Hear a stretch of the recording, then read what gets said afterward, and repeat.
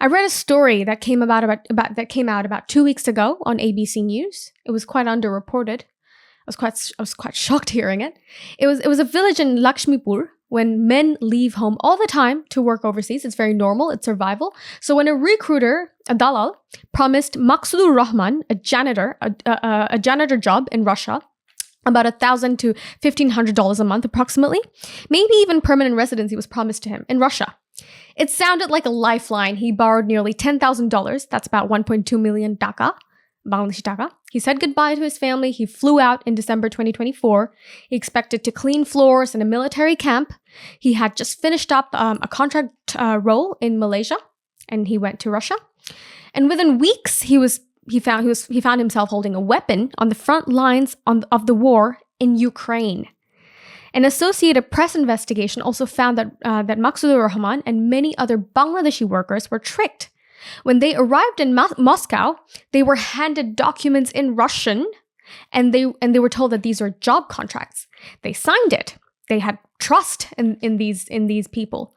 Only later did they learn they just enlisted themselves in the Russian military. One commander reportedly told Maqsudur Rahman through a translation app, because obviously language barrier is a thing, "Your agent sent you here. We bought you." They were threatened with 10-year prison sentences, told that they would be shot if they refused orders. Language barriers just made things worse. Simple misunderstandings could lead to severe punishments in Russia.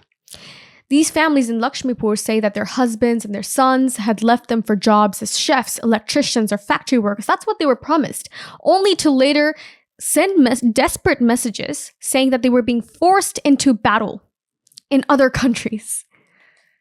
Some disappeared completely. Investigators in Bangladesh later uncovered what appears to be a trafficking network. These dalals and middlemen allegedly profiting by funneling desperate workers into military contracts. Police believe dozens of Bangladeshis may have died. Many families say they never received a single dollar that their loved ones were promised. They never saw a body. So what's the purpose of all this? Why is no one saying anything about this? Is it because it's not trending? So look, guys, I am going to call you out for a second.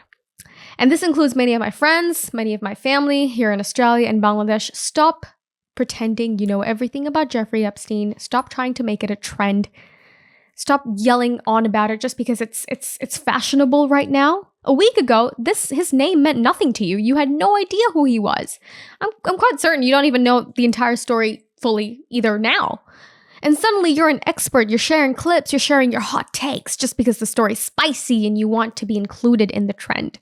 Meanwhile, our own people are being trapped in misery. They're exploited, forced to leave their country, and nobody bats an eye. And that includes children. So don't waste your energy just scrolling and talking.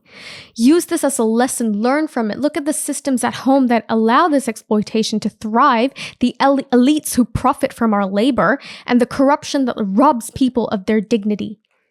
And the policies that have continued to fail our citizens. That's the real crisis, and that's right under our very noses.